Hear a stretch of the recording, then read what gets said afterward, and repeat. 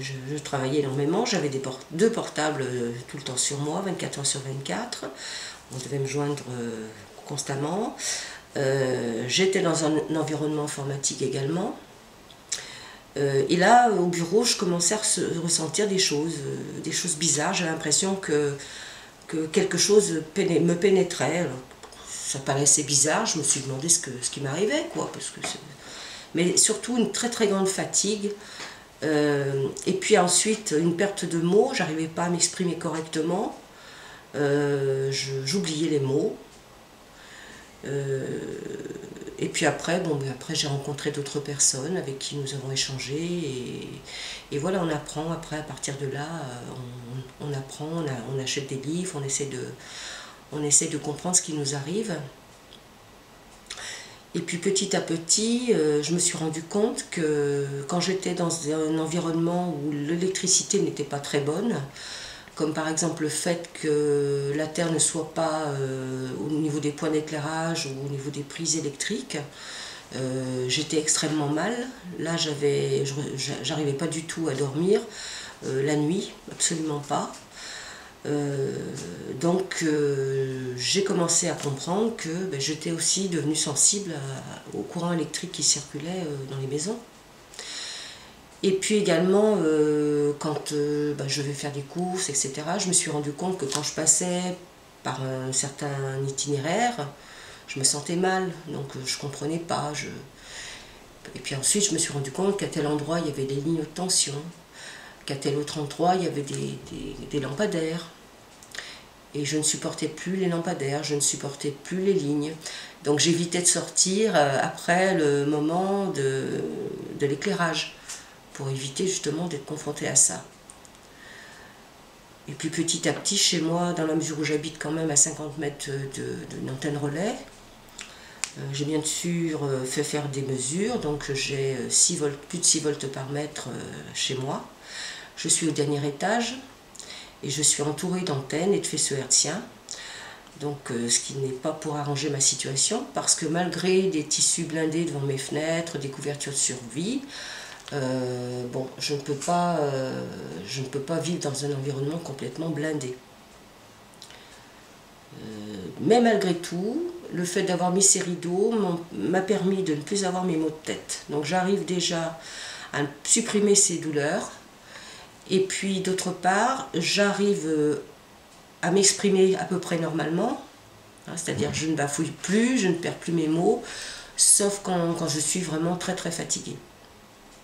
Voilà. Mais autrement, ma vie, elle est simple, c'est-à-dire que je reste la plupart du temps chez moi et qu'il m'est difficile d'aller faire mes courses.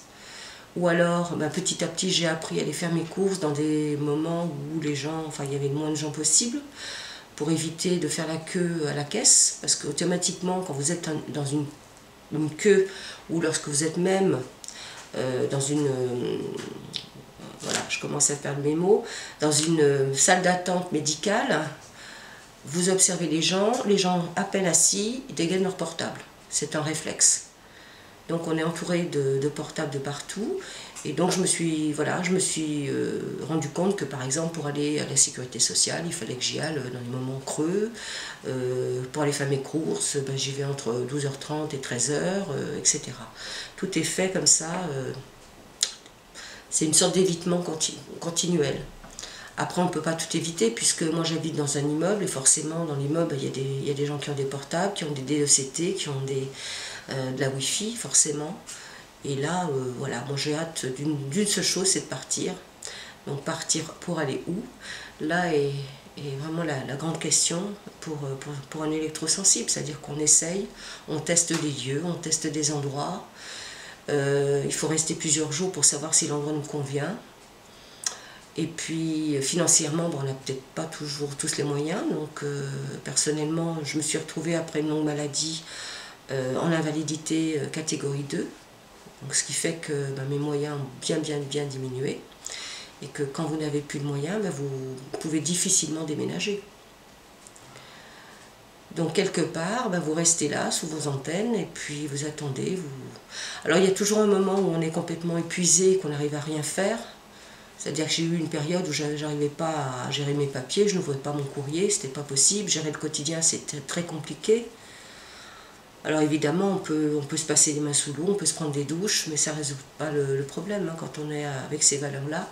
Et surtout depuis la mise en place de la 4G, donc dans mon cas c'est depuis juillet. Et là, j'ai vraiment eu ce déclic, il fallait que je m'en aille absolument, quoi. Quel que soit le coup, voilà. Je suis en train de faire des cartons, je me libère du mon passé, je me libère de mes objets, je me libère de tout, parce que la priorité c'est de partir. Partir, mais pour aller où? C'est toujours le même point d'interrogation, dans la mesure où, à l'heure actuelle, les zones blanches sont pratiquement inexistantes.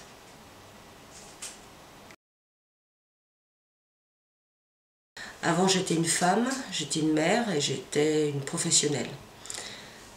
Aujourd'hui, je ne sais pas comment me définir parce que la plupart du temps, je suis couchée, épuisée, fatiguée et seule.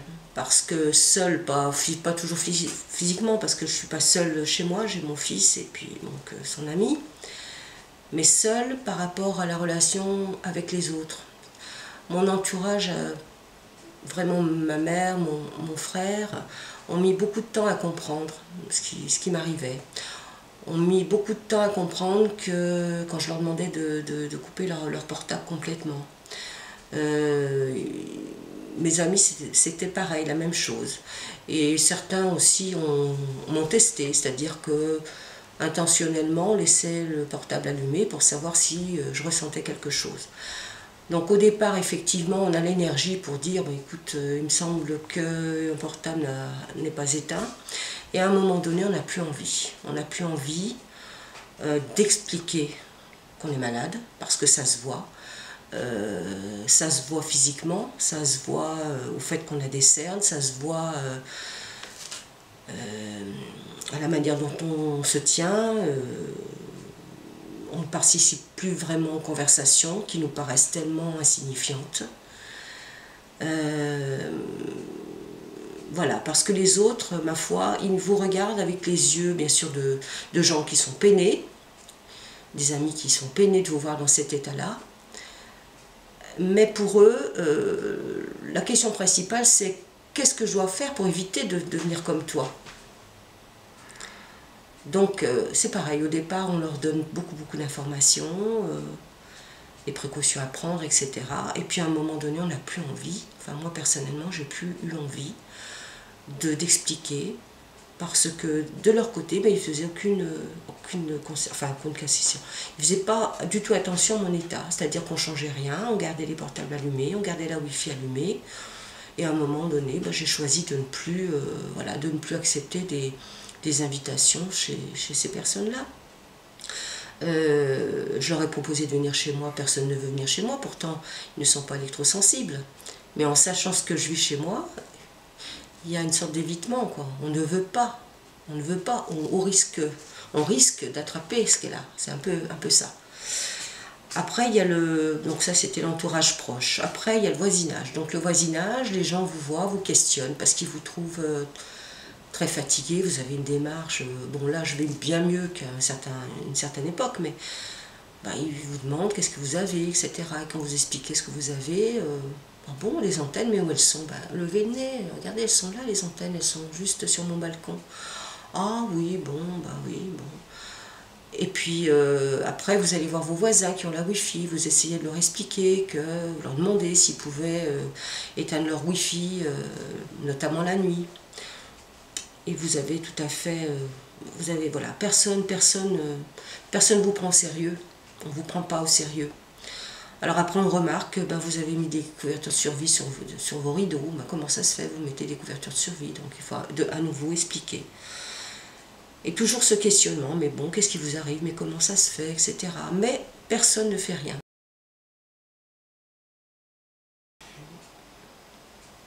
Quand on est électro-hypersensible, on a beaucoup de difficultés à se projeter.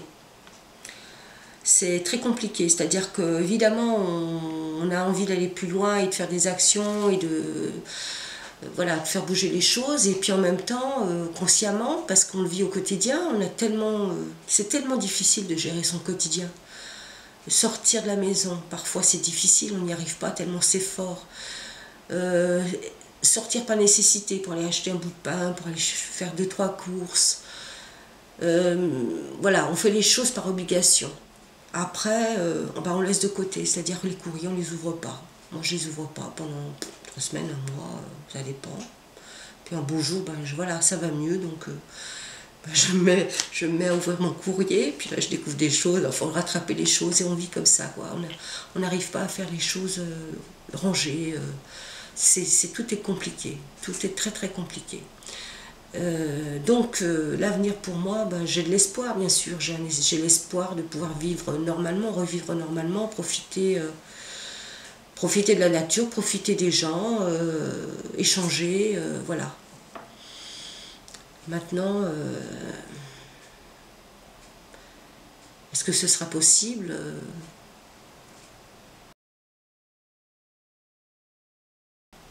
Donc j'aurais dû, enfin il y a des choses auxquelles, bon, j'aurais peut-être pas dû, enfin bon, ça a été sincère, ça a dit comme ça, après, non, je vois pas trop, bon, effectivement, la vie d'après, bon, c'est vrai que c'est compliqué à répondre, pour répondre à cette question, c'est très très compliqué, parce qu'on va, comment dire, il y a des, quand on va un peu mieux, on arrive à voir l'avenir.